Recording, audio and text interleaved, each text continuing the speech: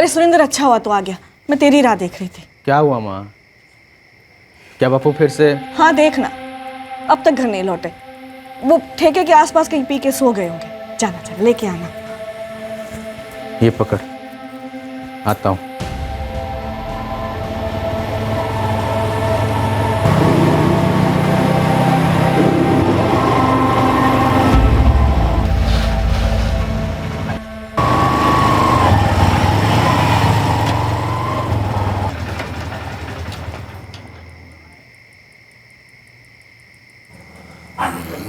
बापू, बापू। हाँ, कौन है? बापू मैं सुरेंद्र। ज़्यादा हो रही थी कुछ, हाँ, और नींद भी आ रही थी, तो वही मन ने ये सोचा कि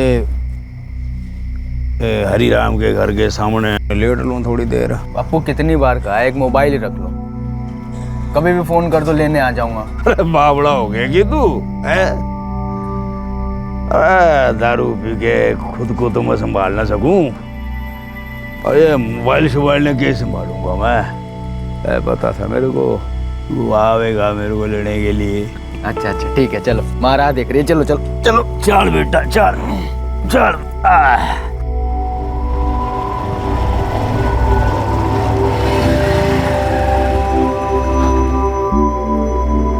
डांट डला मंजू, अरे जितना चाहे डांट डला तू, वरना तेरी खिलाई रोटियां हजम नहीं होंगी वरने। क्या फायदा डांटने का? जानती हूँ पीना तो छोड़ेंगे नहीं आप, पी पा के कहीं भी पड़ जाते हो। थोड़ा उम्र का तो ख्याल करो। अरे सारी जिंदगी खेत में हल जुलाते बीतरी मेरी है, दो ही तो शौक है मेरे, खेत में हल और ठेके पे एल को हल।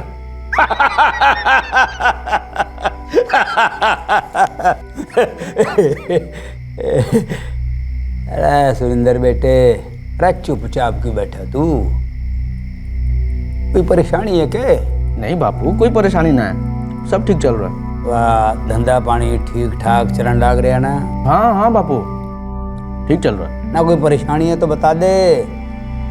अरे देख मैं नशे में हूँ पर बेहोश नहीं मैं, तू बता सके मेरे को, अरे शायद मैं कुछ मदद कर सकूं तेरी। बापू कोई परेशानी ना है। पक्की बात? एकदम पक्की बात। फिर बढ़िया है।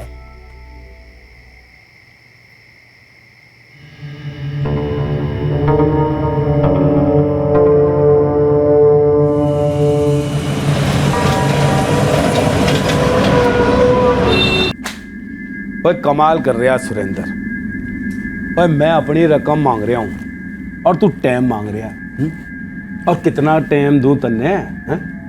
और 4 महीने रुकने के लिए कहा था, मैं रुक लिया। अब वीरेंद्र जी थोड़ा टाइम और दे दो। आप तो जानते हो क्या हुआ मेरे साथ, ऐसी नौबत ही नहीं आती जो उस बिल्डर ने धोखा नहीं दिया होता। लेकिन धोखा दिया ना। कितने? 20 लाख रुपए गंवाए ना तन्ने उस दिव्यानगर की जमीन में। अब ऊपर से 15 लाख तन्ने मुझे और देने, और 1.5 लाख रुपया हो गया ब्याज का। कितने हो लिए? 16.5 लाख। और जो 20 लाख का घाटा हुआ वो अलग। देख सुरेंद्र, कम से कम 35 से 40 लाख रुपया तेरे हाथ में आएगा, तब जाके तेरी नुकसान की भरपाई होगी। हाँ सो तो है। अब आप ही बता दो ना अगर कोई रास्ता हो तो। भाई रास्ता तो है, और तेरे सामने है। क्या? यो है। यो के? और यो है तेरे बापू के बीमे के पेपर, 1 करोड़ रुपए के हैं। पिछले साल तन्ने कराया था, याद है ना? हाँ, पर इसका क्या करूं? तेरे बापू ने और भी तो कोई बीमा कराया होगा। हाँ 2 बीमे और कराए, एक 25 का और एक 15 का। 1 करोड़ 25 लाख और 15 लाख कितने हो लिए? 1 करोड़ 40 लाख। लेकिन वो तो बापू के। सही सोच रहे भाई, वो रकम तो तेरे बापू के मरने के बाद ही तेरे हाथ में आ गई। अब देख सुरेंद्र, अब तेरे प्रॉपर्टी कंस्ट्रक्शन बिजनेस की तरह जिंदगी का भी कोई भरोसा तो ना है। अब अगर तेरे बापू के ऊपर जाने का टाइम थोड़ा जल्दी आ जाए तो वीरेंद्र जी क्या बोल रहे हो आप? और ज्यादा उछलने की जरूरत ना है, मेरी बात को ठंडे दिमाग से सुन। और तेरा बापू तो हो लिया बुढ़ा, ऊपर से शराब की लत भी है उसे। ओए आज नहीं तो कल उसका लीवर फट जाएगा, या शराब पी के वो किसी ट्रक के नीचे आ वीरेंद्र जी बापू है मेरा वो, कुछ भी बोले जा रहे हो आप। ओए प्रैक्टिकल बात कर रहा हूँ, इमोशनल होने की जरूरत ना है। देख भाई सुरेंद्र, ये 1,40,00,000 रुपए छोटी रकम ना होए, तेरा कर्जा भी चुक जाएगा और तू नई जिंदगी भी शुरू कर सके। ये तेरे बापू का बीमा तेरे लिए लॉटरी बन सके। वीरेंद्र जी ऐसा क्यों ना करूं मैं। ओए तू दिल से सोच रहा है, दिमाग से भी पूछ, बहुत आसान तरीका है, हैं? अब देख, तेरा बापू तो अपनी जिंदगी जी चुका है, ओए आज नहीं तो कल मर जाना उसने, और इसकी मौत तेरे लिए नई जिंदगी बन सकती है। भाई मेरा काम था, मैंने समझा दिया, अब क्या करना है ये तो तू सोच।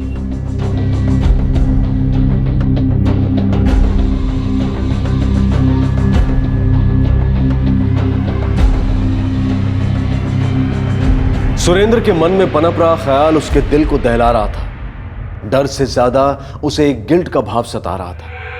अपने कर्ज के बोझ को उतारने का रास्ता उसे अपने पिता की मौत में नजर आ रहा था। क्या वो अपनी इस बहकी सोच पर लगाम लगा पाएगा? क्या वो वाकई इस घिनौने अपराध को अंजाम देने वाला था? यार खेता ने देख के बड़ी खुशी हुआ है मेरे को।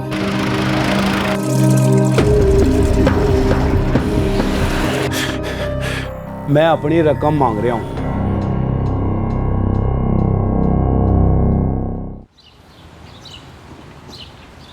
जा रहा तू बेटे? जी बापू, चलता हूँ। जीता रहा जा। सही सोच रहा तू बेटे, ऐसा होना चाहिए। देख बेटे, हर इंसान ने जीवन में अपनी पहचान बनानी चाहिए, और तू वही तो करने लाग रहा है। अपने बाप के नाम पे नहीं, अपने बलबूते पे आगे बढ़ने लाग रहा है। और यो देख के मेरे को तेरे पे घना नाज हो रहा बेटे। शाबाश, जा खुश रह।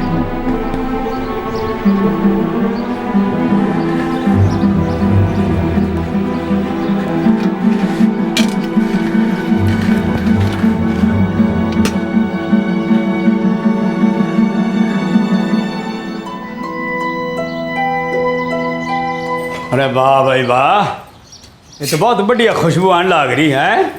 तुम एक काम करो, जाके नहा लो। और ठीक है, मैं नहा के आता हूँ, पराठों पे धावा बोल रहे, फिर खेतों में जाके सुस्ताऊंगा मैं, मजे थे हैं। लो, उठते ही कर दी ना जानने की बात। आपके ना पैर टिकते नहीं है घर में। अरे मंजू, तू भली भांति जानती है, अरे जीवन तो बीत लिया जिम्मेदारियां निभाने में। अब तो टाइम मिला मटर गश्ती करने का, मजे लेने का, और जिंदगी के मजे ले रहा हूँ भाई। वो सब ठीक है, पर रोज रोज पीना जरूरी है के? शाम हुई नहीं कि पीना शुरू। थोड़ा अपनी सेहत का भी फिक्र कीजिए। अरे फकीर ने के फिक्र भाई है, मजा आता पीने का, पी लेते हैं। और जहाँ खटिया मिले सो लेते हो। अरे मंजू, ये गांव के जितने भी लोग अपने दोस्त ही तो हैं। अरे उनका आंगन अपना आंगन, जहाँ मन किया बैठ लिए, जहाँ मन किया लेट लिए। अरे तू चिंता मत किया कर, परांठे बना तू फटाफट, मैं भी आया ना आके। आपसे ना कोई बातों में नहीं जीत सकता। और तेरे ते ना परांठे बनाने में।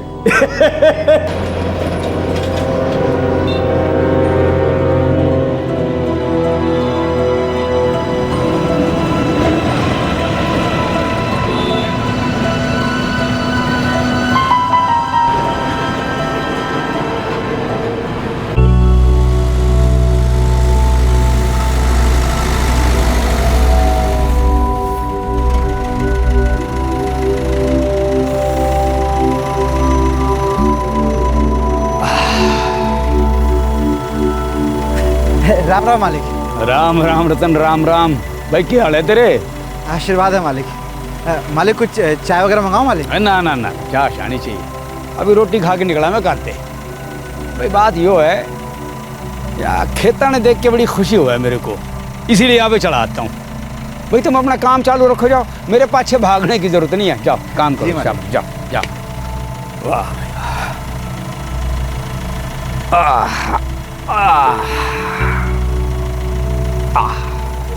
भाई कार का बंदोबस्त हो जाएगा?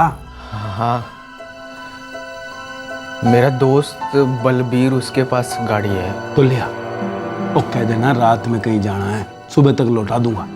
और कोई काम का बहाना बना दियो जिससे उसको शक ना हो जाएगा।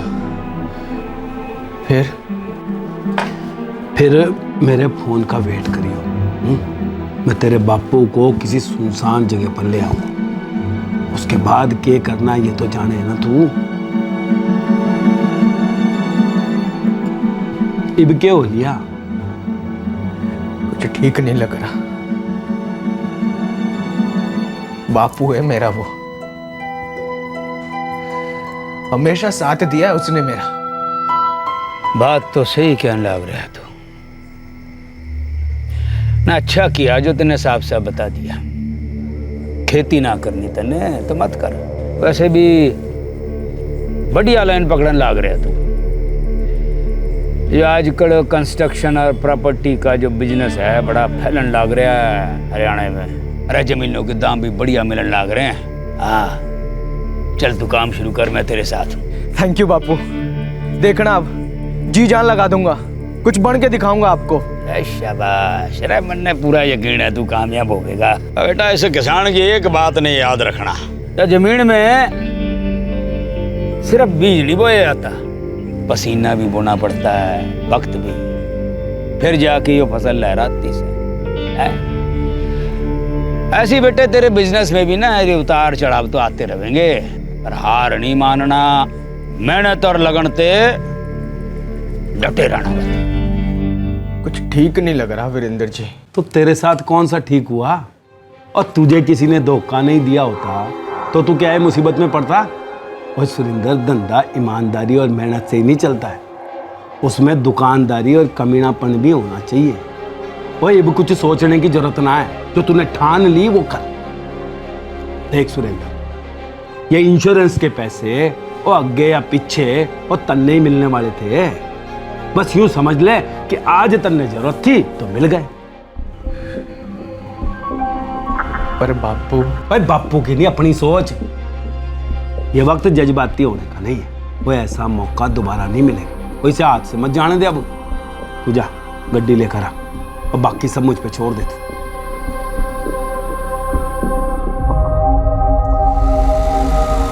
भावनाओं के तराजू में किसका पलड़ा भारी था?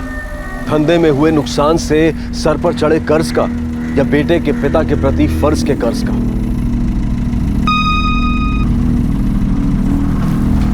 अरे आ वीरेंद्र भाई, तू रे कैसे? अब बड़े दिन हो गए आपसे मुलाकात जो ना हुई। चल गप्पे हाँकते हैं ना। बोल, अब यूं रुखे सुखे बैठने का क्या मजा है ताऊ हैं? और गिलास शिलास हाथ में हो तो कोई बात बने, क्या बोलते हो? भाई बात तो एकदम ठीक कहने लग रहा, पर भाई ये भी तो सूरज बिना ढला। 2 फुट अंदर जावेंगे तो सूरज तो अपने आप ढल जाएगा। और बात यूं है ताऊ कि मेरा एक क्लाइंट इंश्योरेंस के प्रीमियम के साथ 2 विलायती बोतल भी पकड़ा गया। आपसे बढ़िया कंपनी तो पीने के लिए मिले ना, इसीलिए आपके पास चला आया। भाई बिलाती हुए देसी, अपने को क्या फर्क पड़ा है भाई? मतलब तो पी के कमला होने से है?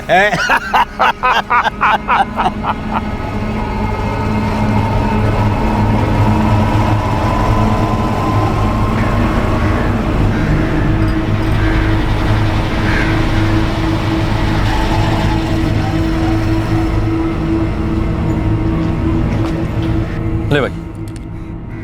थैंक यू यार बलबीर। कोई नहीं यार, मजे से ले जा। वैसे जा कहाँ रहा तू? अरे वो भजन मामा है ना अपने, हाँ? उनके घर जा रहा हूँ दिव्या नगर। यार लौटते वक्त काफ़ी रात हो जाएगी तो सोचा ये हाईवे पर बाइक चलाने से अच्छा है तेरी गड्डी ले जाऊँ। अरे बिल्कुल सही सोचा यार, जा जा ले जा। सुबह होने से पहले लौट आऊँगा। अरे कोई ना यार, कोई जल्दी ना है, तू आराम से ले जा जा।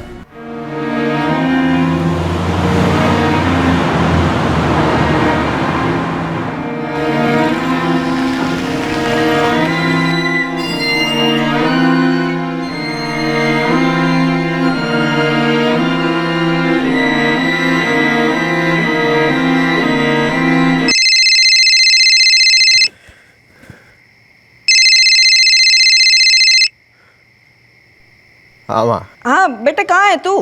घर कब आएगा? माँ तू खाना खाकर सो जा, मुझे थोड़ा काम है, आने में देर हो जाएगी। बेटे तेरे बापू नहीं आए अब तक, वो लौटते वक्त कहीं दिख जाए तन्ने तो साथ में ले आना है। हाँ माँ। कोशिश करूंगा।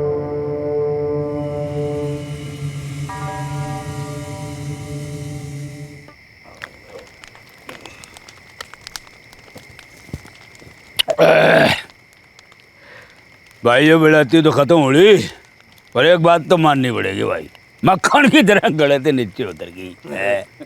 कब चढ़ गई पता ही नहीं चला। ताऊ ये बलायती तो हो गई खत्म। क्या करें?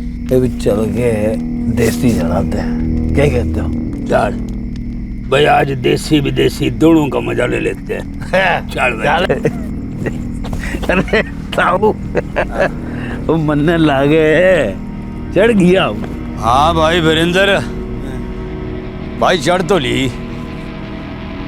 एक काम करता हूँ भाई, मैं यहाँ साइड पे बैठ लेता हूँ मैं कहीं थोड़े टाइम के लिए। ताऊ तुम साइड में ही हो, इतने बैठो बैठो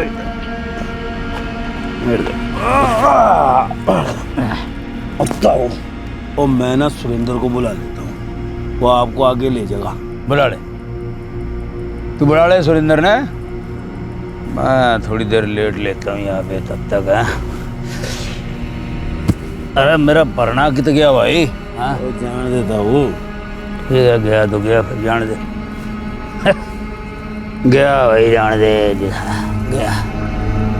वाह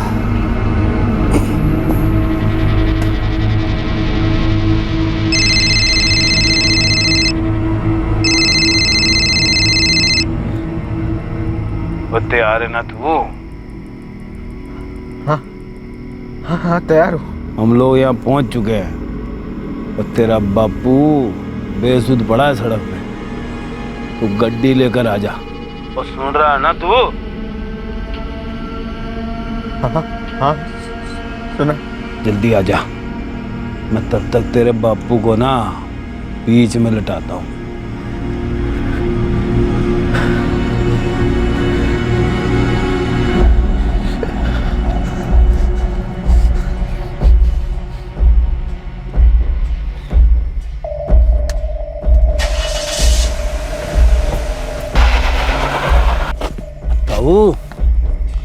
ताऊ वो आप बीच में लेटे हो, कोई गड्डी गुड्डी आगे चढ़ जाएगी। मैं साइड पे नहीं हूँ। नहीं उड़ जा।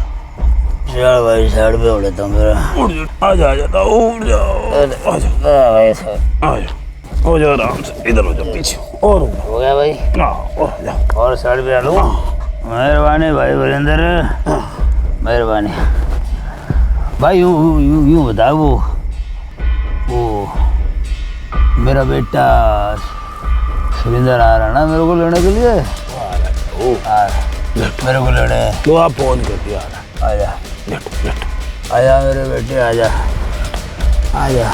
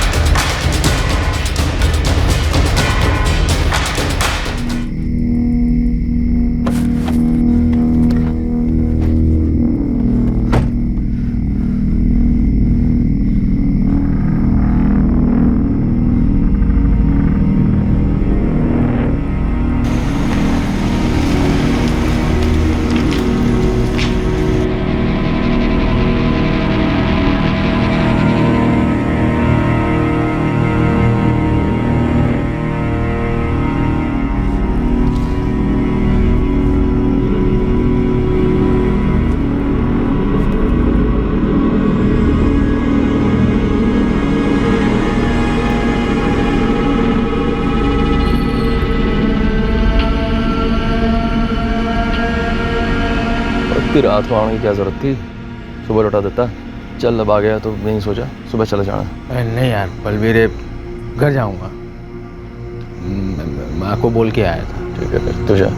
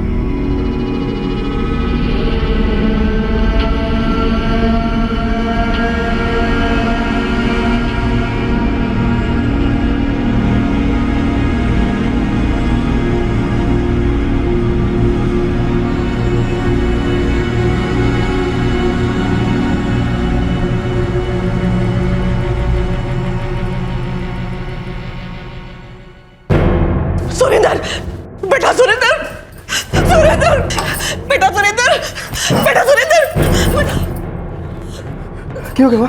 वो रतन आया है। तू रो क्यों रही है? क्या कह रहा है रतन? कह रहा है तेरे बापू को कोई गड्डी कुछ कर चले गई।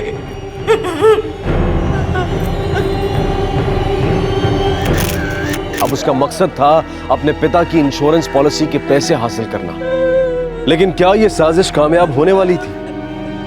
सुरेंद्र, हमने बात की इंस्पेक्टर साहब से, अभी बोले 2 दिन लगेंगे पोस्टमार्टम में, उसके बाद हम रंजीत चाचा का अंतिम संस्कार कर सकते हैं।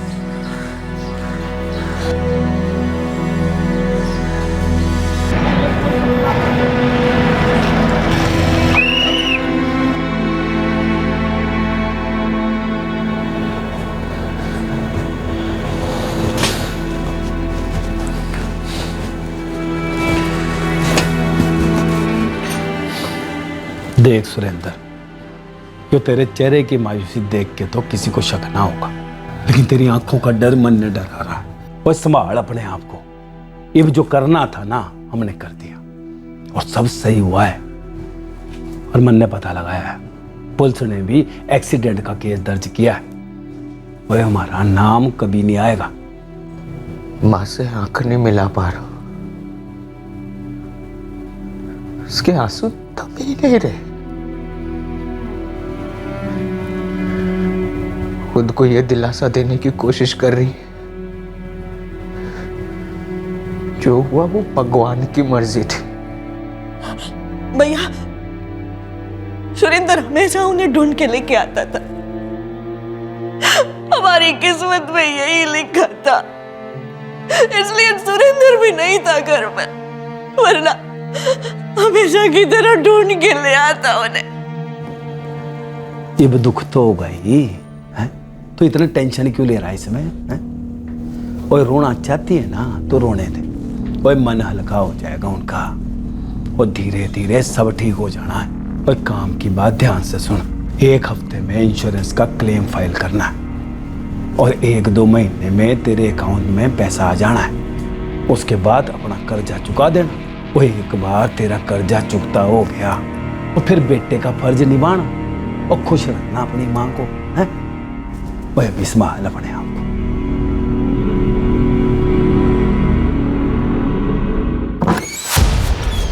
सर, वो सड़क गांव के पीछे की तरफ से गुजरती है, ज्यादा इस्तेमाल नहीं होती, और गाड़ियां भी बहुत कम गुजरती हैं वहां से।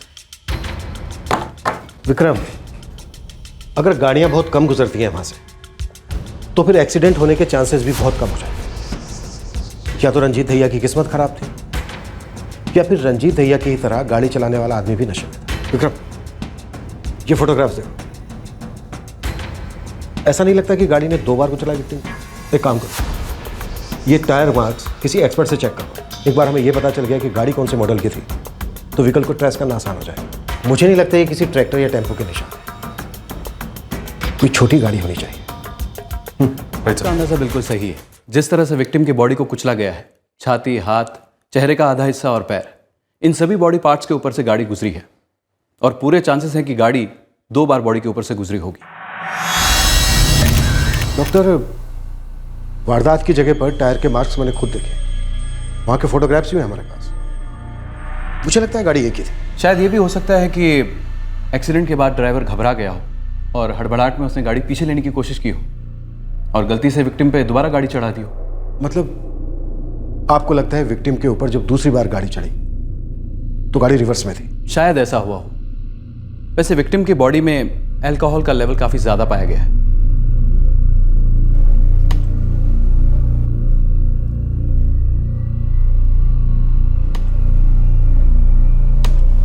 सर, ये दोनों टाइम मार्क एक ही कार के हैं? लगता तो ऐसा ही है, लेकिन डिटेल स्टडी के बाद ही मैं कंफर्म कह पाऊंगा। और इस हफ्ते में पुलिस की रिपोर्ट आ जानी चाहिए, उसके बाद ये पेपर मैं इंश्योरेंस कंपनी में जमा करा दूंगा।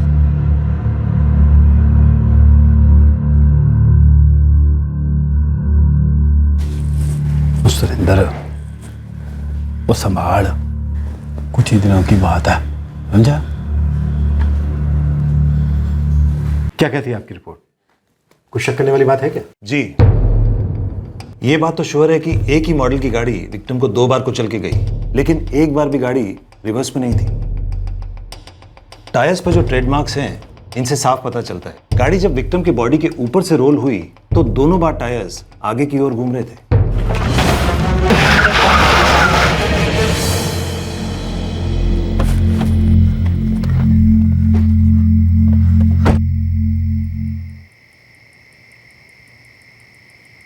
वो काम अभी पूरा ना हुआ, रिस्क ना ले सका। गाड़ी पीछे ले सुरेंद्र, वो गाड़ी पीछे ले।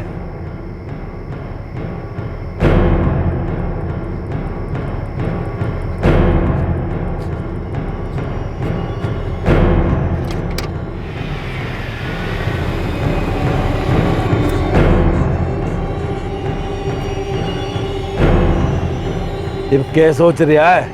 तो चढ़ा दे गाड़ी, अब बचने का चांस ही नहीं रहेगा। चल चढ़ा सुरेंद्र, चढ़ा दे गाड़ी। मैंने सारे फोटोज चेक किए, गाड़ी रिवर्स में तो ली गई थी लेकिन बॉडी से सेफ डिस्टेंस मेंटेन करते हुए। इस फोटो में सड़क पर जो टायर मार्क्स हैं वो रिवर्स के हैं। फिर से गाड़ी विक्टिम की डायरेक्शन में आगे बढ़ी और दोबारा उसे कुचलकर निकल गई। आपको लगता है ये एक्सीडेंट नहीं बल्कि मर्डर है, जिसे एक्सीडेंट बनाने की कोशिश की गई? पूरे चांसेस है ऐसा होने के। और इस तरह रंजीत दहिया की मौत के पीछे रची गई साजिश की बू पुलिस ने सूंघ ली। पुलिस को लगने लगा कि एक्सीडेंट की आड़ में एक हत्या का षड्यंत्र छुपा था। सुरेंद्र और वीरेंद्र की चाल उल्टी पड़ती दिखाई दे रही थी। हाँ मंजीत बोल।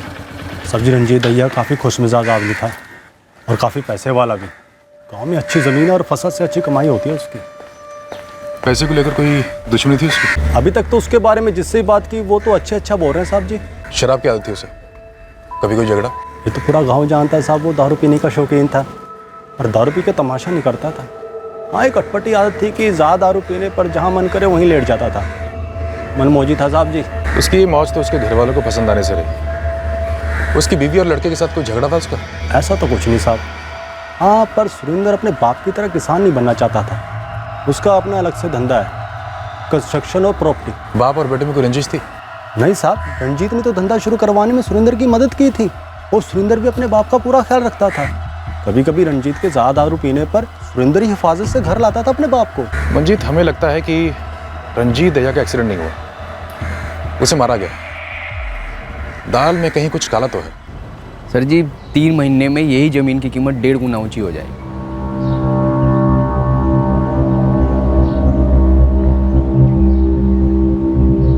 सर जी 1 मिनट, अभी आया। क्यों कह रहा था? सुरेंद्र भैया, पुलिस आपके घर आई थी। माँ जी को अपने साथ थाने ले गई है। माँ को? क्यों? भैया कह रहे थे कुछ सवाल जवाब करनी है मालिक के एक्सीडेंट के बारे में। कल खेत पे भी शाम और सुखबीर से एक आदमी पूछताछ कर रहा था। जी उनकी आदत ही कुछ ऐसी थी, पीने के बाद होश नहीं रहता था, कहीं भी सो जाते थे। मैं अक्सर अपने बेटे सुरेंद्र को भेजती थी, वो उन्हें ढूंढ के ले आता था। और जब सुरेंद्र काम से बाहर होता वो सुबह ही घर आते थे। उस रात जब देर रात तक वो घर नहीं लौटे तो आपको उनकी फिक्र तो हुई होगी? हाँ जी, पर क्या करती, सुरेंद्र भी उस रात काफी देर से लौटा था। मैंने यो मानकर मन मना लिया कि सुबह तक वो आ ही जाएंगे, पर वो... आपके पति की किसी के साथ दुश्मनी थी? कोई मारना चाहता था उन्हें? नहीं साहब, वो बहुत ही भले इंसान थे, सबसे अच्छे से बात करते थे, खुद खुश रहते थे, सबको खुश रखते थे। बस यो पीने की आदत थी। कोई ऐसा जिसे उनकी मौत से फायदा होने वाला हो? उनको मार के किसको क्या फायदा हो सकता था? शायद हमारी किस्मत में यही लिखा था। मन ने तो लगता है आपका शक बेबुनियाद है सर। नहीं मंजू जी, हमारा शक बेबुनियाद नहीं है। वारदात की जगह से हमें ऐसे सुराग मिले हैं जो ऐसा इशारा करते हैं कि एक्सीडेंट नहीं था। मेरा मतलब एक्सीडेंट किया गया जानबूझकर, जान से मारने के इरादे से। साहब जी, दाल में छिपा कंकर दिख गया। जिस रात रंजीत भैया का कत्ल हुआ था ना, उसका बेटा सुरेंद्र घर पे ही नहीं था। ये तो जानता हूँ मैं, उसकी माँ ने खुद बताया। कुछ और बता। क्या ये बताया कि उस रात वो अपने दोस्त बलबीर की कार लेकर कहीं बाहर गया था? कार लेकर? कहाँ गया था वो? मंजू जी, उस दिन आपका बेटा सुरेंद्र कहाँ गया था? अपने किसी काम से ही गया हुआ था। और कहाँ? बंदे ना पता, पर काफी देर से लौटा था। घर की एक चाबी उसके पास भी रहती है। मेरे सो जाने के बाद ही लौटा था। आपके कोई भाई हैं सुरेंद्र के मामा जो दिव्यानगर में रहते हैं? हाँ जी, बज्जन शेरावत नाम है मेरे भाई का। क्या सुरेंद्र उस रात उनसे मिलने गया था? नहीं तो वो गया होता तो मैंने जरूर बताता। ये बात आप यकीन से कह सकती हैं? बेहतर होगा आप अपने भाई से फोन पर पूछ लीजिए।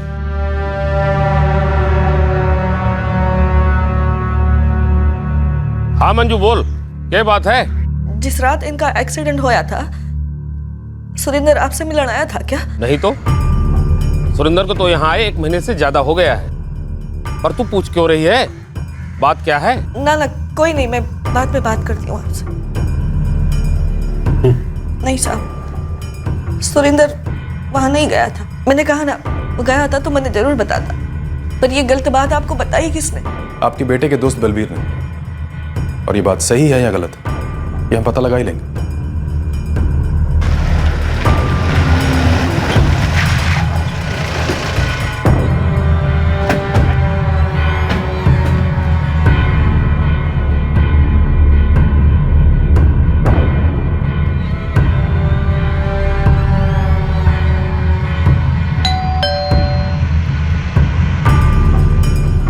मुझे बताया तो था कि वो अपने मामा के घर दिव्यानगर जा रहा है। उसने गाड़ी कब लौटाई तुम्हें? सर जी, काफी रात हो गई थी, मैं नींद में था तो टाइम ठीक से याद नहीं। पर आप ये सब क्यों पूछ रहे हो? सर,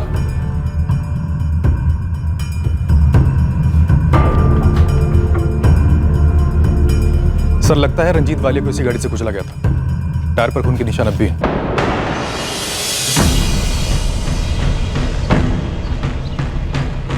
खून के धब्बे?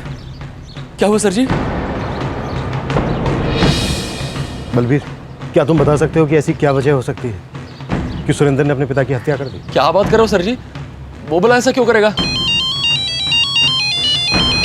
हेलो सर जी, मैं जितेंद्र बोल रहा हूँ, सरपंच मनोहर जी का लड़का। हाँ जितेंद्र, बोलो क्या बात है? क्या आप अभी मेरे खेत पे आ सकते हैं? क्यों, बात क्या है? सुरेंद्र आया हुआ है, उसने मुझे बताया कि उसी ने अपने बापू को मार डाला। तुम उसे वहीं पे रोके रखो, हम अभी आ रहे हैं। सर, सुरेंद्र ने जितेंद्र के सामने अपना जुर्म कबूल लिया है। वो समय उसके खेत पर है। मूव।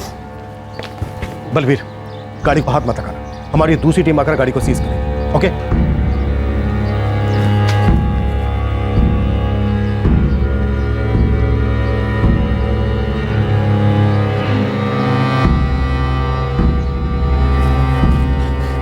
भाई गड्डी का इंतजाम हो गया क्या? हाँ हो गया, थोड़ी देर में आ जाएगी तो टेंशन ना ले। भाई मुझे बहुत घबराहट हो रही है यार, मुझे कहीं दूर जाना है यहाँ से।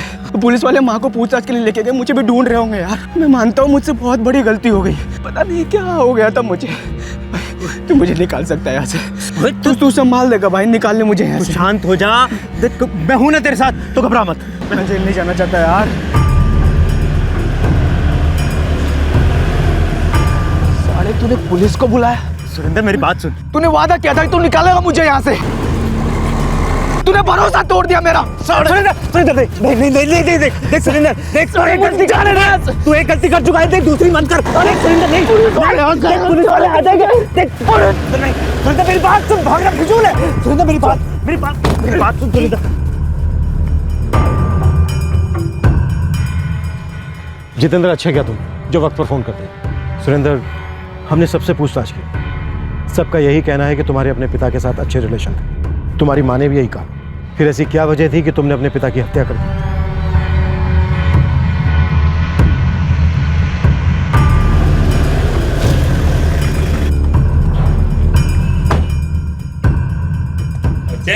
क्या बात हो गई भाई? चल। अरे भाई साहब, बात क्या हो गई ये तो बताओ।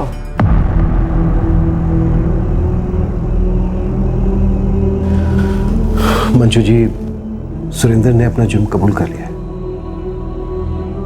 ये नहीं हो सकता,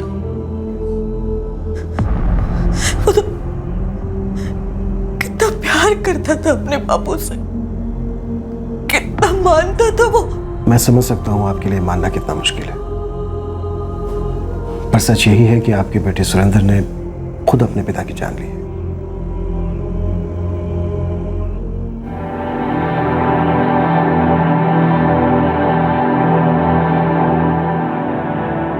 यो क्या कर दिया तन्ने?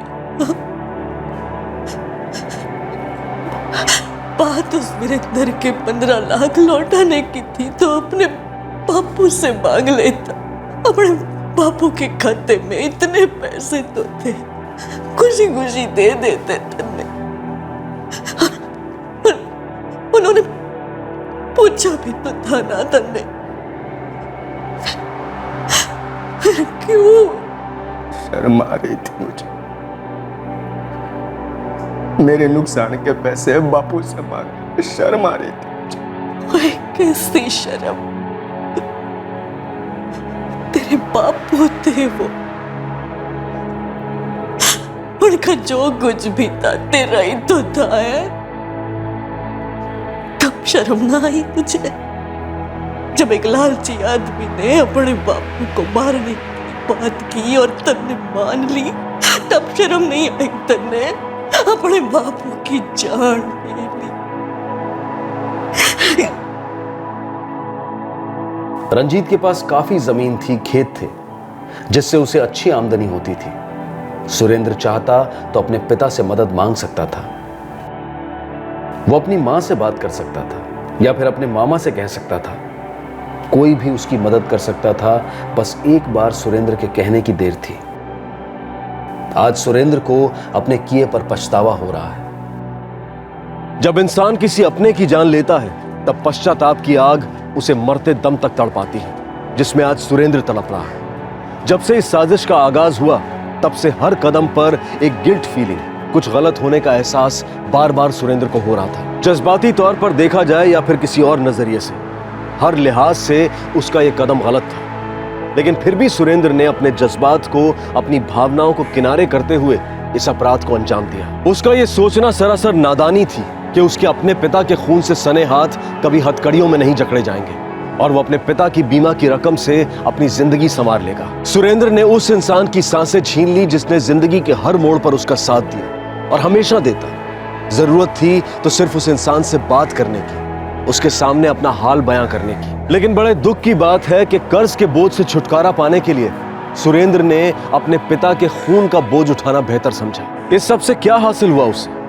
उसने अपने पिता को खो दिया, अपनी जिंदगी बर्बाद की और इस अपराध का सबसे बड़ा खामियाजा भुगतना पड़ा उसकी मां को, जिसने अपने पति को खो दिया, अपने बेटे को अपने पति का कातिल बनते देखा और अब उसे इस गुनाह की सजा काटते देखेगी।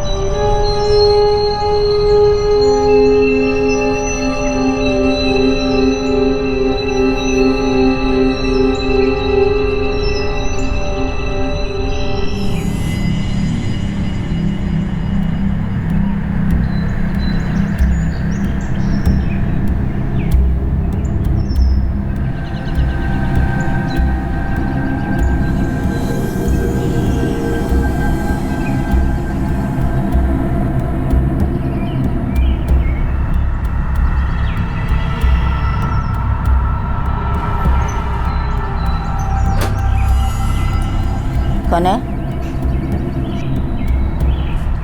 कौन है? बोलता कौन है? प्रकाश, तू है इसका? है? कौन है तू? ये मत समझना मुझे कुछ दिखता नहीं, सब दिखता है मुझे। छोड़ूंगी नहीं, हाँ? सबको बुला लूंगी। चोर पकड़ो! अरे चोर चोर चोर घुसा है मेरे घर में! अरे चोर पकड़ो पकड़ो, चोर है!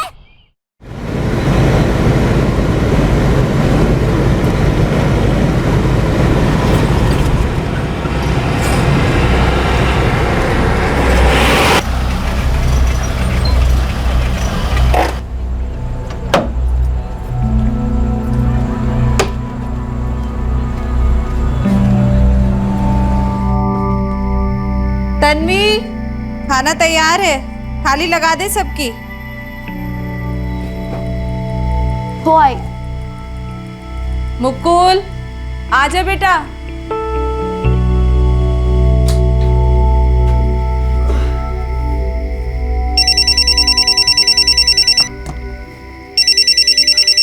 हाँ प्रकाश, बोल, कैसा है?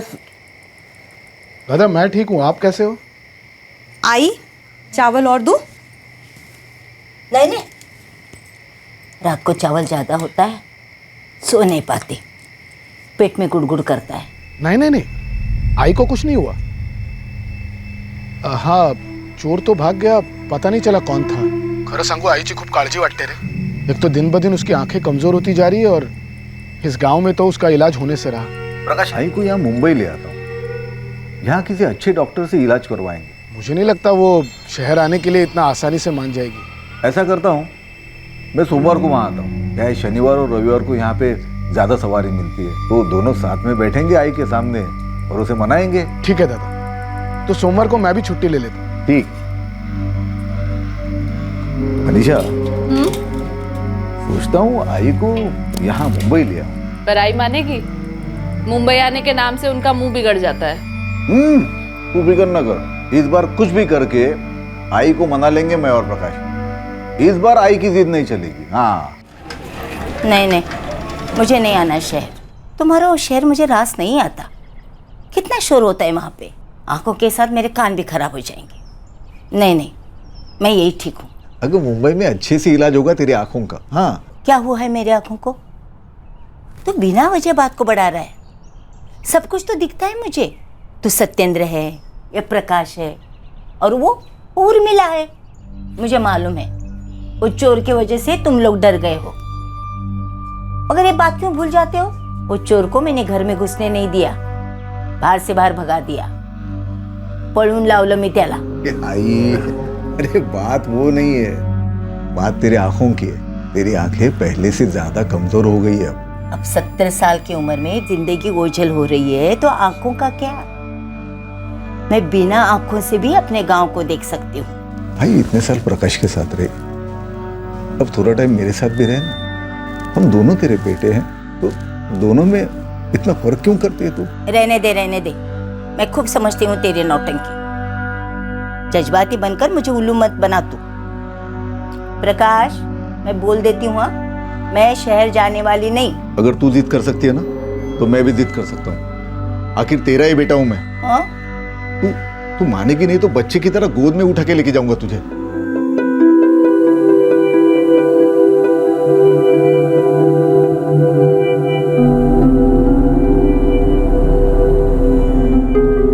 रेणुका मोरे की नजर धुंधली पड़ती जा रही थी, इसलिए उनका बड़ा बेटा सत्येंद्र जिद करके उन्हें अपने साथ मुंबई शहर ले आया ताकि अपनी मां की आंखों का बेहतर इलाज करवा सके। लेकिन शहर में इस बुजुर्ग महिला के साथ जो अनहोनी घटी, उसके बारे में किसी ने सोचा भी नहीं था। 2000 की घड़ी लेना मतलब पैसों की बर्बादी है। आजकल तो वो मोबाइल पे टाइम तारीख सब पता चलता है।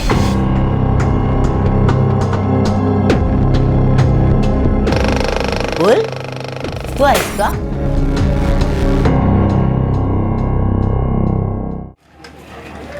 अरे मुकुल, 2000 रुपए मतलब बहुत ज्यादा है। आई, मैं जा रही हूँ। हाँ बेटा।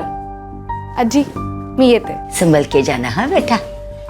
बाबा, ये 2000 वाली सस्ती ही है, इससे भी महंगी घड़ियां होती है। अरे बाड़ा देख, अभी मैं, तेरी आई, तू, तन्वी चारों कमा रहे, इसके लिए घर के लिए कुछ पैसे बचा पा रहे। ये 2000 की घड़ी लेना मतलब पैसों की बर्बादी है। अच्छा, तेरी खुद की पगार 3000 रुपए और इतनी महंगी घड़ी ले रहा है तू? हाँ, आजकल तो वो मोबाइल पे सब कुछ दिखता है, टाइम तारीख सब पता चलता है, तो घड़ी की क्या जरूरत है? अगं आजी, तुला समजणार नाही, वो काम करते वक्त हर बार मोबाइल तो नहीं देख सकता ना मैं, और वक्त के साथ चलने के लिए ये क्लाइमेट घड़ी होना बहुत जरूरी है। आई तू थाम, तुझे घड़ी चाहिए ना? हाँ। मनीषा सुन, वो अलमारी में मेरी घड़ी पड़ी है ना, वो इसे दे देते। वैसे भी अलमारी में पड़ी है, मैं तो पहनता नहीं। देखती हूँ मैं। बहुत महंगी घड़ी है, उस टाइम मैंने 4000 रुपए की ली थी। वाह बाबा, आप तो अभी मुझे लेक्चर दे रहे थे बचत का, और आपने 4000 की घड़ी खरीदी थी। तब कोई डिस्काउंट चल रहा था 70% का, तो 1200 में पड़ी थी। की कीमत तो वैसे 4000 रुपए थी।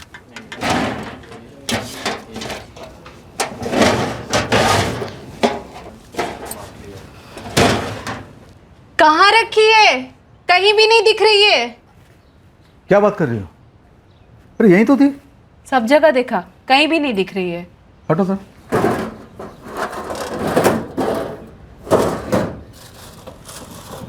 क्या हुआ? नहीं मिली? तुम बिना चीजें कहाँ रखती हो? बिल्कुल नई घड़ी थी, एक बार भी नहीं पहनी थी मैंने, यहीं रखी थी। कहाँ जाएगी? अरे मुझे क्या पता, मैंने तो काफी दिनों से देखी तक नहीं है। कहाँ जा सकती है? बाबा, आप मुझे ऐसे क्यों देख रहे हो? मुझे तो आज ही पता चला है घड़ी के बारे में।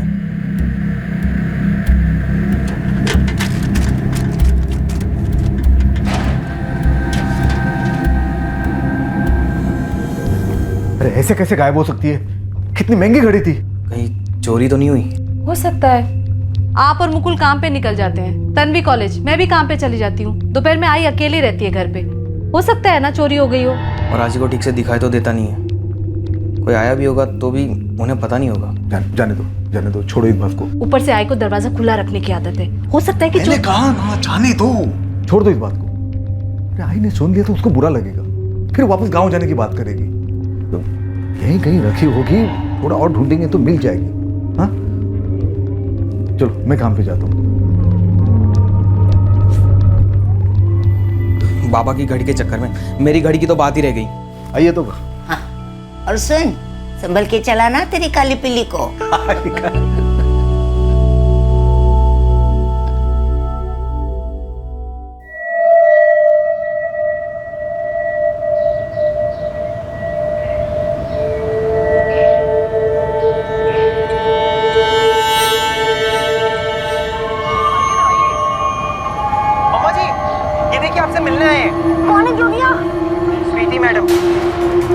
हमारी चीफ गेस्ट है।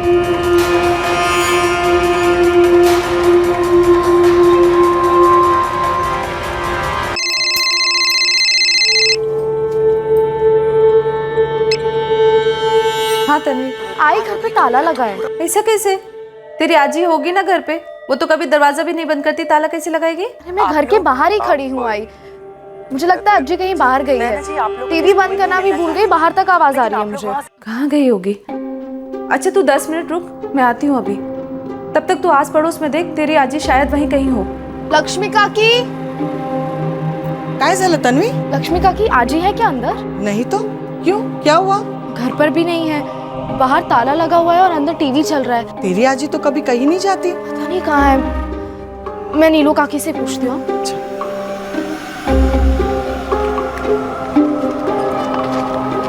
क्या हुआ? आई अज्जी कहीं नहीं मिली मुझे। ले पकड़। आई तो कभी दरवाजे पे ताला लगाती नहीं है। 3 महीने से तो ऐसा कभी नहीं हुआ। तो कुछ समझ में नहीं आया। आई अज्जी, और किस तरह से आप लोगों से भी मुलाकात हो गई? आप लोगों ने आई आई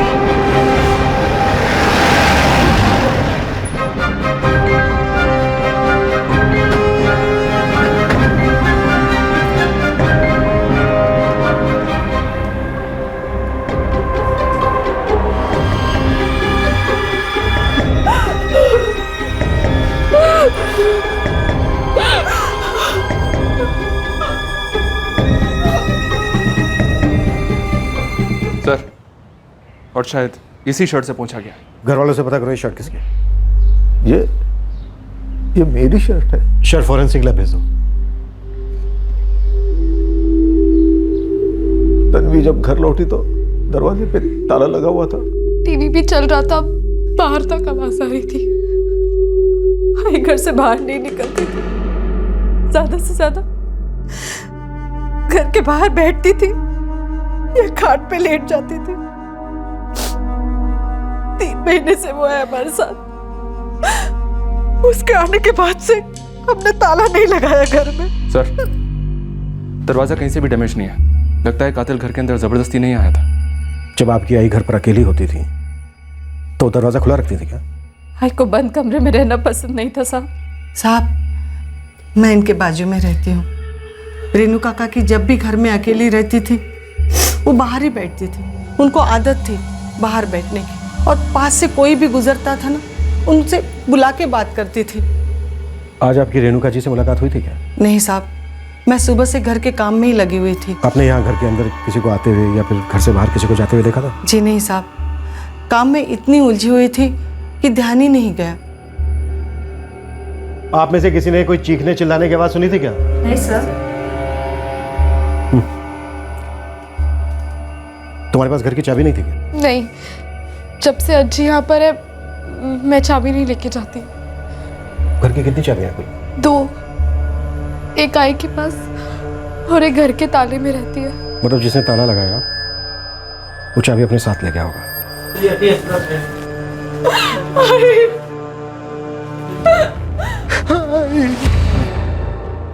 3 महीने पहले गांव से शहर आई 70 साल की रेणुका मोरे की किसी ने बेरहमी से हत्या कर दी।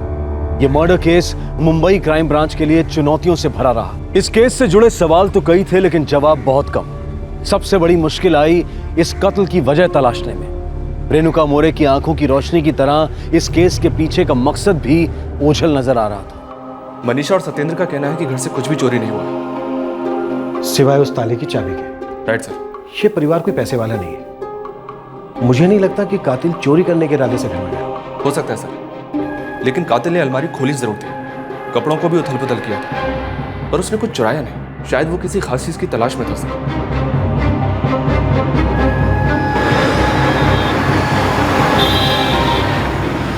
आई नहीं जाना चाहती थी शहर, लेकिन हमारी जिद की वजह से गई।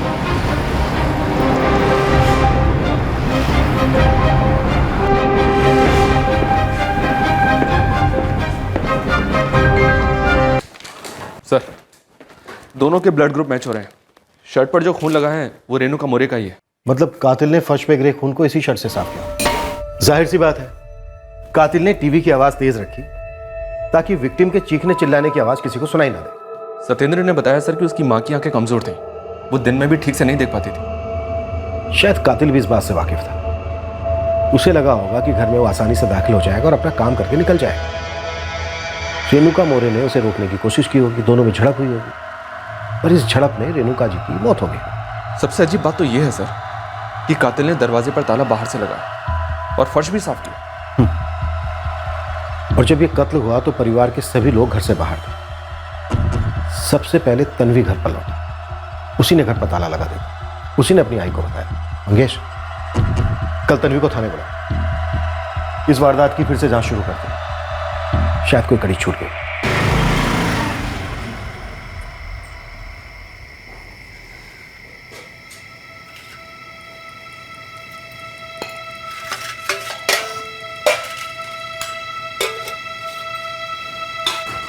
बाबा कुछ तो खा लीजिए।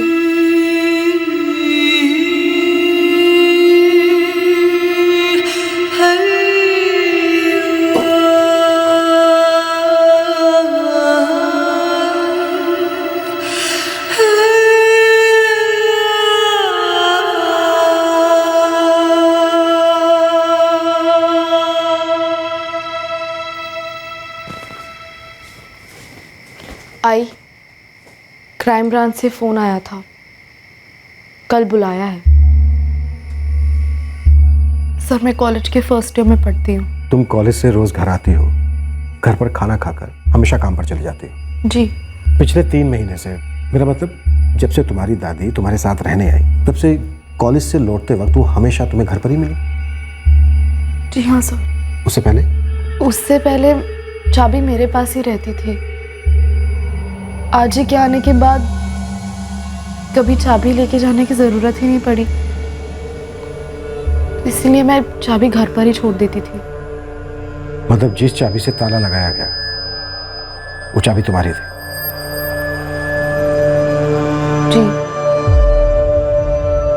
8 साल हो गए मुझे इस चौल में, तब से मनीषा और उसके परिवार को जानती हूँ। लेकिन रेणुका मोरे को यहाँ आए अभी सिर्फ 3 महीने हुए थे, है ना? रेणुका काकी ने 3 महीने में ही सालों का रिश्ता बना लिया था। शायद ही कोई ऐसा होगा जो उनको नहीं जानता हो। सबसे बातें करना, सबका हालचाल पूछना, ये समझ लीजिए शौक था उनका। वो लोगों को रोक रोक के बातें करती थी। हम सबको भी बहुत अच्छा लगता था इनसे बात करने को। अच्छा, ये सत्येंद्र का बड़ा बेटा मुकुल कहाँ काम करता है, पता है आपको? हाँ, वो यही सांता क्रूज में किसी गैरेज में मैकेनिक है।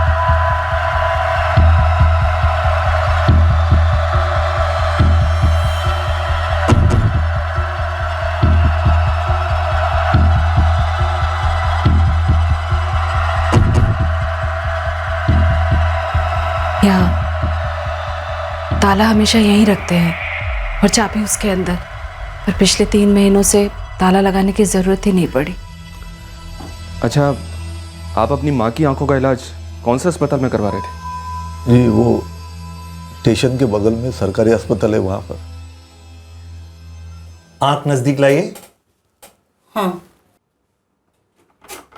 और नजदीक लाइए। और नजदीक लाऊंगी तो मशीन आंख में घुस जाएगी, वैसे ही मुझे कम दिखता है। कुछ नहीं होगा माँ जी, आप लाइए तो सही। दोनों आंखों की कॉर्निया काफी डैमेज हो चुकी है। ऐसे केसेस में ज्यादा कुछ नहीं कर सकते, आपको उनका ख्याल रखना होगा, क्योंकि वक्त के साथ आंखें और कमजोर हो जाती हैं। कोई तो इलाज होगा। मैं गांव से शहर आई को इसी उम्मीद में लेके आया हूँ। एक ही तरीका है, ट्रांसप्लांट करना होगा, लेकिन इस उम्र में ऑपरेशन कामयाब होने के चांसेस बहुत कम है। आई गांव में रहना चाहती थी, शहर में रहना उसे पसंद नहीं था, लेकिन मैंने जिद की, उसे जबरदस्ती यहां पर लेके आया। इतने सालों से वो आपके साथ रह रही थी? जी हाँ साहब।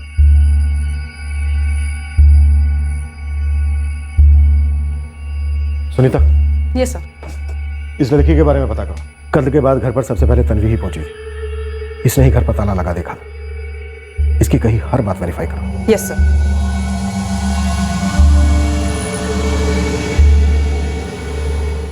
साहब ये मुक्कुल स्टेशन के पास काबरा के गैरेज में काम कर रहा है, 12वीं तक पढ़ा है, ईमानदारी से काम करता है। शक करने लायक कोई बात? साहब ये लड़का शौकीन मिजाज है, लेकिन शक करने वाली बात कोई सामने नहीं है। ऐसी बातें सामने नजर नहीं आती हैं रफीक, खोद के निकालनी पड़ती हैं। दरवाजा खुला था जब कातिल घर में आया, और जब गया तब ताला लगा कर गया। पूरे चांसेस हैं कि इसमें घर का कोई सदस्य शामिल है। दादा, पुलिस ने थाने पे बुलाया है, कुछ बात करनी है।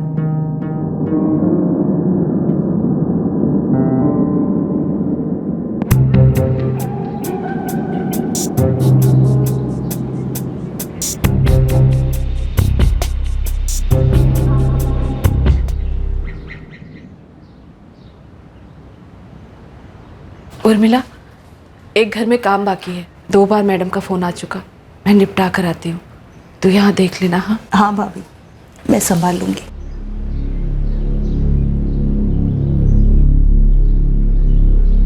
जी साहब, हम दोनों भाइयों ने मिलकर तय किया था आई को शहर लेकर आने का। लेकिन आपकी आई इससे खुश नहीं थी। आई को शहर का माहौल पसंद नहीं था, उसकी सारी जिंदगी गांव में ही गुजरी थी ना। और जिंदगी खत्म हुई शहर में आकर। आपकी भाभी मनीषा और आस पड़ोस के लोगों ने हमें बताया कि आपकी आई घर का दरवाजा हमेशा खुला रखती थी, और शायद कातिल ने इसी का फायदा उठाया। बचपन में जस्ती कैसी थी? वो मेले वाले दिन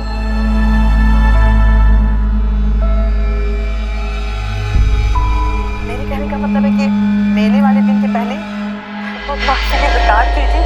सच्ची में अब यकीन नहीं करोगी जी, तूफान मेल थी एकदम। नहीं मम्मा जी, मैं ऐसे नहीं थी। कोई ऐसे कैसे नहीं थी? सबूत है जी मेरे पास, 1 मिनट में अभी लेके आता हूँ फोटो एल्बम, आप देखो। इसकी सुपरमैन बन के खड़ी है। मैं ये जानना चाहता हूँ कि क्या सत्येंद्र को पसंद नहीं था आपकी आई का यहाँ आना? पसंद नहीं था मतलब? मतलब ये कि सत्येंद्र का अपनी आई के साथ कोई मनमुटाव था, आपके साथ कोई अनबन थी, कोई झगड़ा था गांव की जमीन को लेकर या गांव के घर को लेकर? नहीं साहब, सत्येंद्र दादा ऐसे नहीं है। आई की तो बहुत अच्छी बनती थी उनसे। 20 साल से दादा शहर रहते, मुझसे ज्यादा कमाते, और हर 3 महीने बिना चुके आई को पैसे भी भेजते थे, ताकि गांव में मैं उनका इलाज अच्छी तरह से करवा सकूं। जब हम दोनों को आई की बहुत फिक्र थी, और इसीलिए दादा ने खुद कहा था कि वो आई को शहर ले जाएंगे और वहां उसका इलाज करवाएंगे। हाँ सुनीता बोलो। तन्वी की सारी डिटेल्स निकाली हैं, उसके दोस्तों से भी बात की है सर, लेकिन ये शक करने लायक जैसा कुछ निकला नहीं। पढ़ने में काफी अच्छी है तन्वी और पार्ट टाइम जॉब भी करती है ताकि फैमिली को सपोर्ट कर पाए। काफी सिंसियर है और ये बॉयफ्रेंड वगैरह का भी कोई चक्कर नहीं है। ठीक है सर, सत्येंद्र के बेटे मुकुल के बारे में पता किया। गैरेज में मैकेनिक है, थोड़ा बनठन के रहने का शौक है, लेकिन कोई बुरी आदत या संगत नहीं है। उसके मालिक ने भी कहा कि बड़ी लगन के साथ काम करता है। सत्येंद्र, मुकुल, तन्वी और मनीषा सबके बारे में अच्छा ही सुनने को मिल रहा है, लेकिन हमें सिर्फ सच सुनना। क्या वाकई में फैमिली में किसी को रेणुका मौर्य से कोई प्रॉब्लम नहीं थी? सर मुझे लगता है कि इस केस में जो सबसे बड़ी चीज मिसिंग है वो है वजह। वजह? उस दिन कातिल किसी इरादे से घर में गया था। शायद उसे रेणुका जी से कुछ चाहिए था या फिर घर से, लेकिन क्या?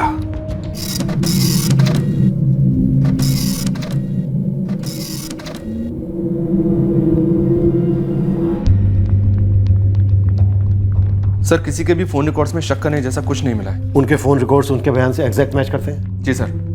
तन्वी का कहना है कि तकरीबन 2:15 बजे वो अपने घर पहुंची। जब घर पहुंची तो घर पे ताला लगा हुआ था। उसने अपनी माँ को फोन किया। ये बात उसके फोन रिकॉर्ड से कंफर्म होती है सर। और तन्वी के फोन करने के 15 मिनट के अंदर उसकी माँ घर पहुंच गई। आई तो कभी दरवाजे पे ताला लगाती नहीं है। 3 महीने से तो ऐसा कभी नहीं हुआ। उसकी माँ कहाँ से रही थी? वो सेंटा क्रूज में ही किसी मिसेस दीपिका सोनी के यहाँ काम कर रही थी। उसने अपनी माँ को फोन किया 2:15 बजे और उससे 10 मिनट पहले यानी 2:05 पर उसकी इस नंबर पर बात हुई। ये नंबर किसका है? ये ज्वेलरी शॉप के मालिक का नंबर है सर, जहाँ तन्वी काम करती है। इस नंबर की डिटेल्स निकलवाई है मैंने। सर रघुराम जाधव नाम है इसके ओनर का। मैंने इससे बात भी की। इसका कहना है कि तन्वी ने बताने के लिए फोन किया था कि उसको आने में शायद थोड़ी देर हो जाएगी क्योंकि उसे घर पे ताला लगा हुआ है। कहीं हम गलत ट्रैक पर तो नहीं जा रहे?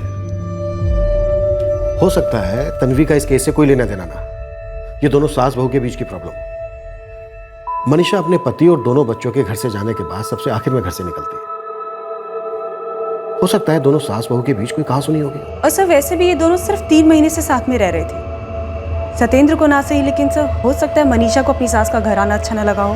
सोचा तो ठीक है, पर आई मानेगी? मुंबई आने के नाम से उनका मुंह बिगड़ जाता है। और हो सकता है मनीषा ने अपनी सास को मार डाला और उसने अपनी बेटी तन्वी की इस काम में मदद ली। लेकिन सर तन्वी के फोन करने के 15 मिनट में ही मनीषा घर लौटी थी और जब तन्वी ने फोन किया था तब मनीषा सेंटा क्रूज में ही किसी के यहाँ काम कर रही थी। और ये बात मैंने वेरीफाई भी की दीपिका सोनी से, जिनके घर उस वक्त मनीषा काम कर रही थी। शक की सुई घूम तो सब पर रही पर किसी एक पे टिक नहीं रही। सर भले ये मर्डर घर में हुआ है, पर यह भी तो हो सकता है कि इस मर्डर में घर के किसी भी सदस्य का हाथ नहीं है। तो फिर किसका हाथ हो सकता है? कोई क्लू तो मिले। आखिर क्या वजह हो सकती है एक 70 साल की बुजुर्ग को इतनी बेरहमी से मारने की?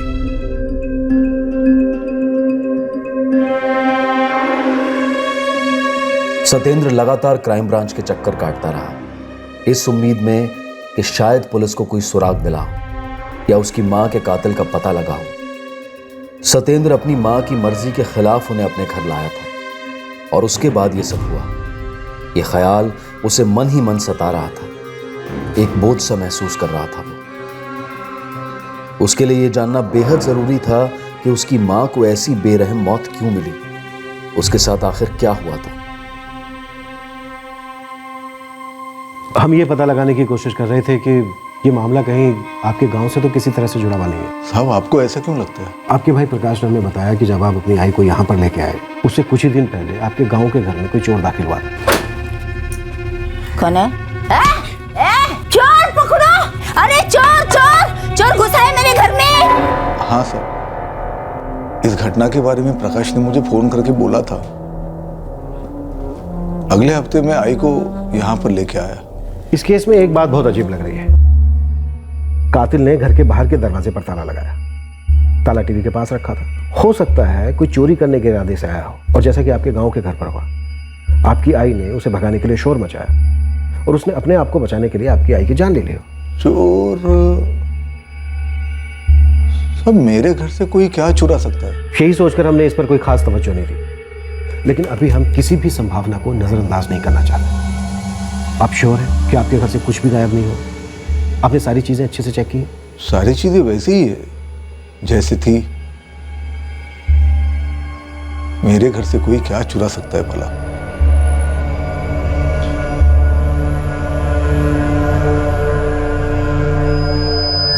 हाँ साहब, कुछ दिन पहले मेरी घड़ी गायब हो गई। ऐसे कैसे गायब हो सकती है? कितनी महंगी घड़ी थी? 4000 की घड़ी थी साहब। 1 मिनट, ये घड़ी गायब कब हुई? मालूम नहीं साहब, आई के गुजरने के करीब 1 हफ्ते पहले पता चला। आखिरी बार अपनी घड़ी ये कब देखी थी?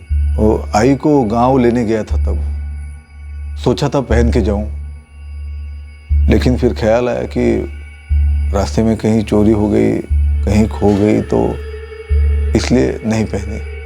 बस वो आखिरी बार मैंने घड़ी देखी थी। इसका मतलब घड़ी आपकी आई के यहाँ आने के बाद गायब हुई? शायद। हो सकता है घड़ी किसने चुरा ली हो आपके घर से। देखिए, आपकी आई घर के बाहर बैठती थी, कभी कभी वहाँ सो भी जाती थी, दरवाज़ा खुला रहता था, उनकी आंखें भी कमज़ोर थी, तो हो सकता है किसी ने मौके का फ़ायदा उठाकर आपके घर से आपकी घड़ी चुरा ली। हो सकता है। ज़रा सोच के बताइए, उन 3 महीनों में आपके घर पर कोई आया था? खास करके तब जब आपकी आई के अलावा घर पर कोई नहीं था। बेटा, एक टीवी ठीक करवा दे, कब से मरा पड़ा है। दोपहर के टाइम में चौल में भी कोई नहीं दिखता, तुम लोग काम पे चले जाते हो, मेरा वक्त नहीं कटता। ठीक है, कल मैकेनिक को बुला देता हूँ। भूलना नहीं, मैं तो प्रकाश को बुलाकर गांव चली जाऊंगी। आज आई नहीं भूलूंगा, लेकिन ये बार बार गांव जाने की धमकी मत देना। चले तो। उसी दिन मैंने एक टीवी मैकेनिक से बात की, अगले दिन वो घर पर आ गया।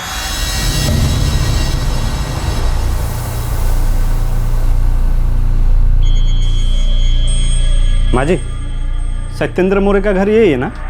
वो टीवी रिपेयर करना था ना? हाँ हाँ, आओ आओ, कुछ करो इसका, ना कुछ बोलता है ना ठीक से चलता है। कौन है आई? अरे इरफान तुम? हाँ। अरे देखो तो टीवी को क्या हुआ है, इसको रिपेयर करके ही जाना, और जो भी पैसा होगा मैं दुकान पे आके दे दूंगा। ठीक है साहब। हाँ? आई रिपेयर करेला तो चले तो भी।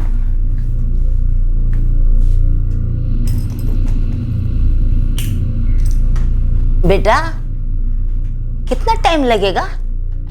माँ जी, पहले देखने तो दीजिए, क्या दिक्कत है, पहले पता तो चल जाए। आई इते हाँ,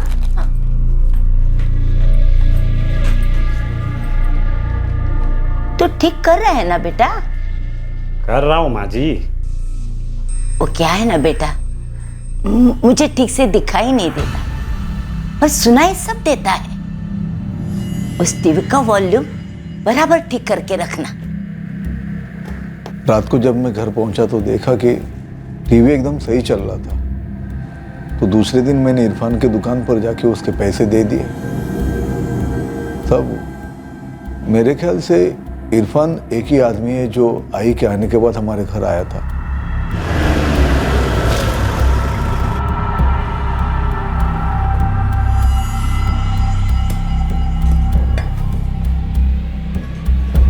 ये इरफान शेख की दुकान है? हाँ साहब, यही है। कब खुलती है? पता नहीं साहब, इरफान तो ईद का चांद है, उसे खुद को पता नहीं रहता वो कब निकलेगा। गांजा पी के पड़ा होगा कहीं, 1 नंबर का गंजेड़ी है साहब। इरफान शेख रहता कहाँ है? इसी चौल में रहता है साहब, ये सामने वाली गली में।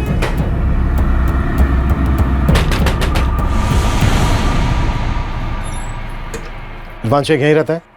जी साहब। अभी कहाँ है वो?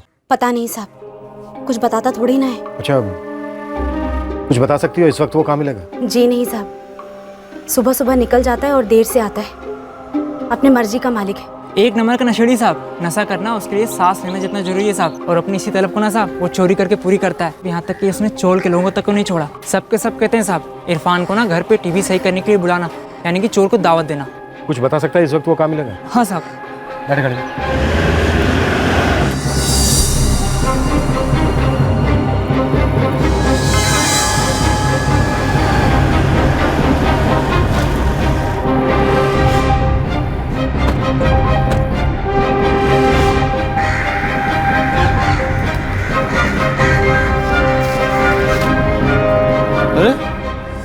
ये क्या किया साहब, क्या दिक्कत है? बड़ी मुश्किल से तो माल का जुगाड़ किया था, और मैं अपने लिए खरीदता हूँ, धंधा थोड़ी करता हूँ मैं। तेरा धंधा तो टीवी रिपेयरिंग का है ना, लेकिन आजकल तू अपनी दुकान नहीं खोलता। अपनी दुकान अपनी मर्जी, जब चाहे बंद रखूँ, आपको क्या दिक्कत है साहब? थाने चल हमारे साथ, फिर तुझे बताते हैं कि दिक्कत क्या होती है और दर्द क्या होता है।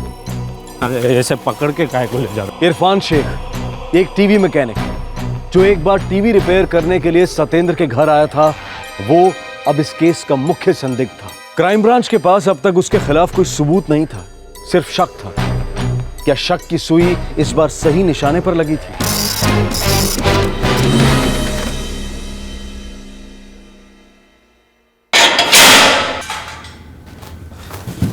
मेरे को अंदर क्यों डाला है साहब? मैंने क्या किया है साहब? पिछले 1 महीने से तेरा फोन बंद है। अरे मेरी बीवी ने कोई कंप्लेन किया है क्या साहब? हैं? मेरा फोन बंद है, इसमें किसी को क्या दिक्कत है? अरे प्रीपेड है, बैलेंस खत्म है, बात खत्म। हिल गया ना बैलेंस सर? हाँ, अब तू एक बात ध्यान से सुन। तेरे फोन रिकॉर्ड्स हैं हमारे पास। 3 जनवरी को तेरा फोन ऑन हुआ था और लोकेशन थी सत्येंद्र मोरे के घर के आसपास, जहां कुछ ही दिन पहले तू टीवी रिपेयर करने गया था और 3 तारीख को वापस आ गया। सही कह रहा हूं? हाँ?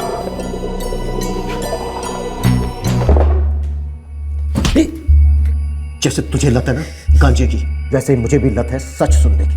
अगर तूने कुछ भी झूठ बोला तो दम मारना तो दूर, सांस लेने में भी दम लगेगा। बोल, तू नहीं मारा है ना उस बुजुर्ग औरत को? हाँ? अब तू मुंह खोलेगा या फिर मैं तुझे खोलना शुरू करूं? आखिरी बार तुझसे पूछ रहा हूं, तू नहीं मारा है ना उसको? बोल! हाँ साहब, मैंने मारा है उसे। क्यों मारा? क्यों मारा? साहब बुरी हालत हो गई थी साहब, नशा चाहिए था मुझे साहब, लेकिन माल खरीदने के लिए मेरे पास पैसे नहीं थे। मैंने सोचा बुढ़िया के पास कुछ न कुछ मिल जाएगा। पहली बार गया था ना, सब मिला था। अरे मान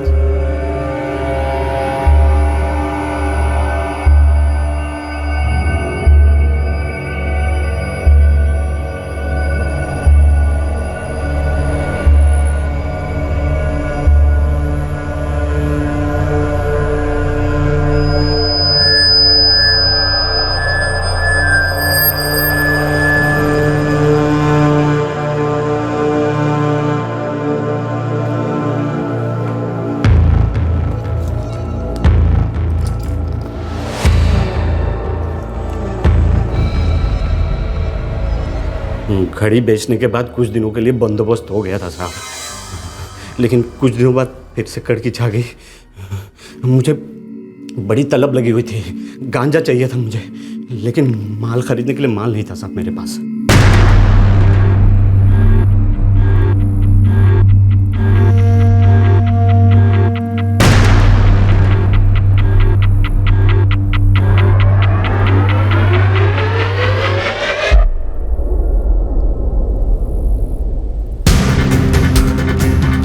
मुझे अचानक ख्याल आया, बुढ़िया बोली थी कि उसको ठीक से दिखाई नहीं देता है। सोचा पिछली बार की तरह हलवा होगा हाथ मारना। मुझे उस वक्त गांजे के अलावा कुछ नहीं दिखाई दे रहा था।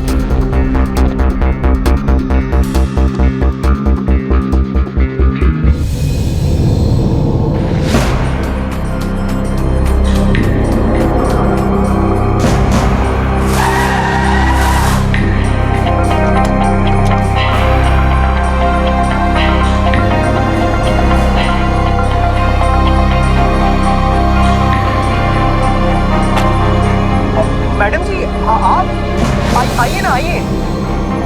मम्मा जी, ये देखिए आपसे मिलने आए हैं। कौन है जोगिया? स्वीटी मैडम, हमारी चीफ गेस्ट है।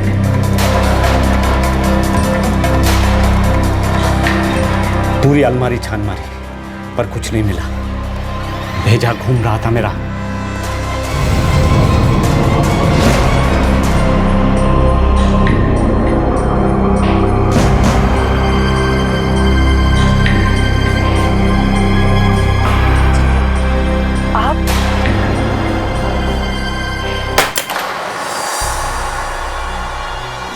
कैसे आ गई?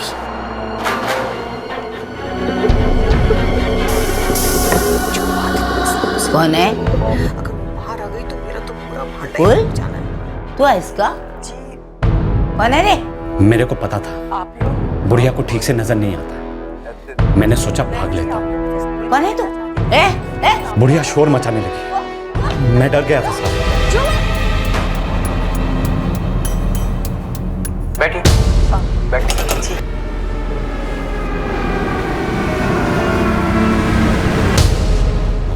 सब उल्टा हो गया साहब। पैसे भी नहीं मिले और ऊपर से ये लोचा हो गया। फिर मैंने अपना मोबाइल बंद कर दिया और दुकान जाना भी छोड़ दिया साहब। घड़ी कहाँ बेची तूने? वो एक दुकान पे बेच दी साहब, 900 मिले थे उसके। इसे उस दुकान पर लेकर जाओ जहाँ इसने घड़ी बेची थी, सबूत के तौर पर हमारे काम आए। फिर वहां से वापस लाने के बाद इसके बॉडी के हर पार्ट की जम के मरम्मत कर। साहब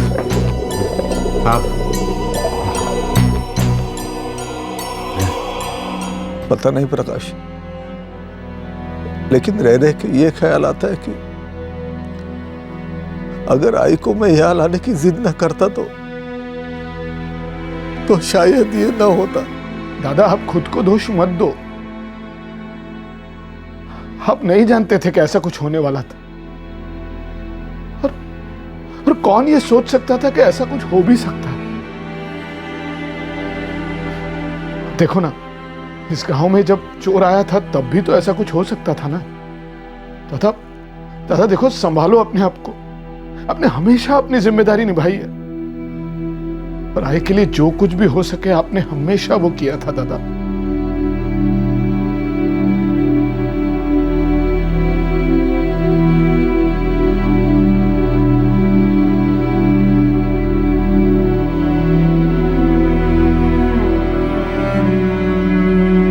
इरफान शेख पर हत्या के लिए आईपीसी की धारा 302, सबूत मिटाने के लिए धारा 201 और हानि पहुंचाने के इरादे से किसी के घर के अंदर जबरदस्ती जाने के लिए धारा 452 लगाई गई है। बेहद दुख की बात है कि ऐसी जिंदा दिल औरत की जिंदगी का अंत इस तरह से हुआ।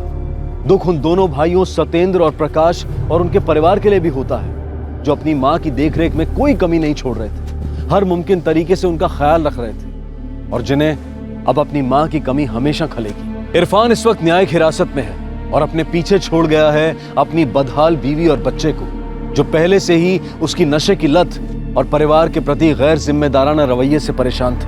अब मैं अनूप सोनी आपसे विदा लेता हूं। फिर मुलाकात होगी अगले एपिसोड में और खुलासा करेंगे एक और जुर्म का। तब तक सतर्क रहें, सुरक्षित रहें और देखते रहें क्राइम पेट्रोल सतर्क। सबक एक को सीख हम सबको। जय। इस तरह के और भी एपिसोड देखने के लिए हमारे चैनल को सब्सक्राइब करें और बेल आइकन दबाना ना भूलें।